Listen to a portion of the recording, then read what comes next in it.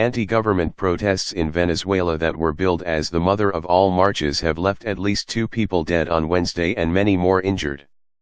Empty supermarket shelves and rocketing unemployment levels had led the people of Venezuela out onto the streets of Caracas to call for a positive democratic reaction. Instead, the protesters have been met by the full force of the government's military. The military had been strategically deployed around Venezuela at the weekend to carry out an unprecedented military exercise. The defense minister claimed this was ordered in response to an external threat following the declaration from the U.S. that Venezuela was being considered a national security threat. Why is Venezuela protesting? Venezuela was one of the most prosperous in Latin America as recently as 2013. These protests arrive within the context of a frighteningly sudden economic decline over recent years.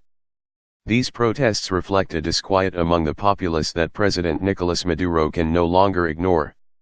The former president, Hugo Chavez, died in 2013, leading Maduro, then vice president, to be promoted into power. Under Chavez, prosperity arrived via the country's oil reserves, which he used to reduce poverty and economic inequality, with some significant successes. However, other sources counter this, suggesting Chavez left the economy hanging on by a thread, leaving Maduro to cut the last strands. However, any economy built on something as volatile as oil prices cannot stay prosperous forever. It is, after all, a finite resource and an unpredictable market. The value of a barrel of oil has more than halved since 2014 and, as a result, the economy in Venezuela has suffered greatly.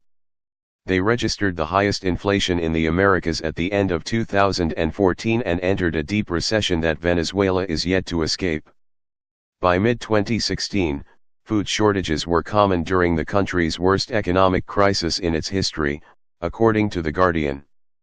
In June, a state of emergency was called, with Maduro blaming the U.S. and neighboring Colombia for having caused the crisis. But this week's protests are more immediately a response to recent government action. Protesters claim that Maduro is attempting to move the country away from democracy towards a dictatorship. Maduro continues to delay overdue presidential elections after losing his majority in parliament in 2015. This year, on March 29, Venezuela's Supreme Court took a more blatant step for total power. They dissolved the sitting parliament and passed all legislative powers to itself and, therefore, to Maduro. The opposition called the action a coup, as it brought all the governing power under Maduro's ruling United Socialist Party. This decision was reversed 3 days later after international condemnation forced its hand. This controversy is over, Maduro said at this U-turn, yet the touch paper of widespread protest had already been lit. The tensions were further provoked when Venezuela's opposition party's leader received a 15-year ban from all political work. Enrique Capriles, who has run twice for president in the past, refused to be silenced by this move. Venezuela's protest history: since the start of the recent protests, at least 6 people have died and many others injured. In the last days, 2 students were killed amid the roaming street battles between protesters and government forces. Carlos Moreno, 17, was struck in the head while marching and died later in a hospital. Paula Ramirez was shot dead crossing the street in Plaza San Carlos. Gruesome images and even a video of Ramirez's shooting have been trending on social media as Venezuela's protesters attempt to show the true horror of the situation. Maduro has remained defiant, however, referring to the protesters as vandals and terrorists. Conspiracy theories run through many of his public statements, such as this comment from a TV interview in Venezuela from the weekend. These protests are far from an isolated incident in Venezuela's recent history. Maduro has faced protests in Venezuela since 2014.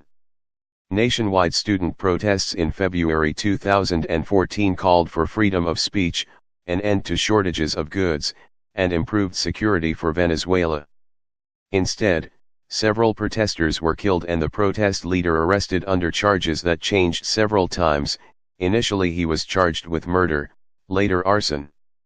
This ongoing protest, which has run for over a week, has clear parallels with the calls for freedom seen during the Arab Spring. Even the use of social media is similar, with hashtags trending to spread the reality of the country's situation to the wider world. But with the military currently on Maduro's side, it is hard to see a way that democracy can return to Venezuela through protest without further tragedy and bloodshed.